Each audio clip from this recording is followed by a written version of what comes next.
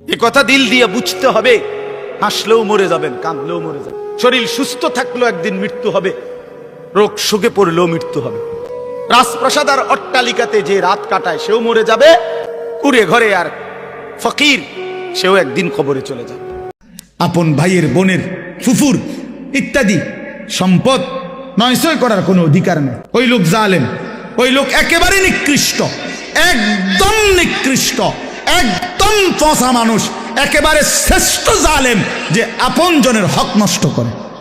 আপন বোন সম্পত্তি চাইছে, বাবার পৈতৃক ওয়ারিস সম্পত্তি নিবাগা, বইন বাগিনা আর আইতা না, আর আইতা না, আর খাইতা না আমগো ভাই, একবারে বুঝ করে নিগেবা নাকি? সারা জীবন বড় করলাম, ভাই হিসাবে আদর করলাম, বিয়ে শাদি দিলাম, অনার বাইছেন না। জালেম এই ডাকাত কি কইল? বেটা তো বোনের ব্যাপার বল, তো বেটা ডাকাত, তুমি এটা কি বললা? এটা সে বুঝাইতে চাইল যে এই গ্রামের যেই কোনো মানুষ আমার বাড়িতে ভাত খাইতে হইলে খাইতে পারবে এমনি, কিন্তু আপন বোন আর বাগিনা তারা যদি আমার বাড়ির দুগা ভাত খাইতে হয় জমি দিয়া খাইতে হইব। কথা বোঝেন নাই? জমি নিতে না তোমরা, তোমরা না আইবা পরে ভাত খাইবা? কত বড় নিকৃষ্ট জালেম বেটা! তোর গ্রামের কত মানুষ তোর ঘরে খায়, কই তারা তোরে জমি দিয়া খাইছে, তো তুমি আপন বোনের বেলায় এটা কইলা কেন? আপন বোনের বেলায় এটা বললা কেন? আপন বোনের হক দিলা না কেন? কার জন্য আটকাইলা? ওই ছেলে মেয়ের জন্য? ওরা তোমারে মনে রাখবে? একদিন এই পৃথিবীও থাকবে না। কাল্লা ইদা দুক্কাতিল আরদু দাক্কাং দাক্কা, আল্লাহ বলে সাবধান বান্দা, মনে রেখো আমি কিন্তু এই জমিন পাথরের মতো চূর্ণ বিচূর্ণ করে ফেলব।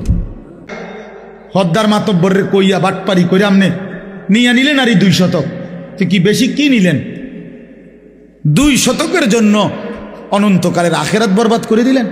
5 শতক জমির লেগা 10 দুনিয়া বরাবর জান্নাত ত্যাগ করে দিলেন। আস্তাগফিরুল্লাহ! কি আপন জনের হক, এটা বান্দার হক। বান্দা এক বাপ মারা যাওয়ার পরে বাপের কিনা যদি 1 কেজি লবণ নুন থাকে ঘরে, আল্লাহর কসম ভাই বোন সবার উপরে শরীয়ত সম্মতভাবে এই নুন বন্টন করে দেওয়া ফরজ, সবার হক। যেই জালেমরা আপন বোনকে বসত বিটার থেকে বঞ্চিত করছে, ওরা জালেম, ওদের জন্য জাহান্নাম অপেক্ষা করছে। যে আপন বসত বিটায় বোনেরা পায় না, এত বড় মিথ্যা কথা, গাঁজাখুরি কথা আসমানের নিচে জমিনের উপরে পৃথিবীর কোনো কিতাবে নাই। এই সমাজের বানানো কথা এটা। আমি আমার বোনের সম্পত্তি যখন দিছি, এই বসতের কসম আল্লাহ, আমার বোন অবাক, 3 বোন, 3 বোন, বোনেরা আমার বড় বোন কিতারে কস ভাই, এ কথাতে জীবনে প্রথম শুনলাম। আমি বলি 100 বোন, বাবার এই পৈতৃক যে ভিটা, এখান থেকে আপনারা আপনাদের অংশ নিয়ে যান। আপনি যদি বিশ্বাস না হয়, কারো দরকার আমার বোনের নাম্বার দেই, কালকে ফোন দিয়ে, হ্যাঁ চলেন। খামখেয়ালি মনে করছেন দুনিয়া? আপনিও মরে যাবেন, আমিও মরে যাব, দুনিয়াও থাকবে না, আমিও থাকবো না, তো হিসাব দিতে হবে, দিতে হবে না? কথা বলেন না কেন? তো কি মনে করছেন আখেরাত? 1.25 লক্ষ আম্বিয়া যে আখেরাতের হাসরের ময়দানের ভয়ে কানছে মিয়া, সেই মাঠের নাম হাসরের মাঠ। 1.25 লক্ষ নবী, আদম থেকে রসুল সাল্লাল্লাহু আলাইহি সাল্লাম পর্যন্ত হাসরের মাঠের ভয়ে কানছে।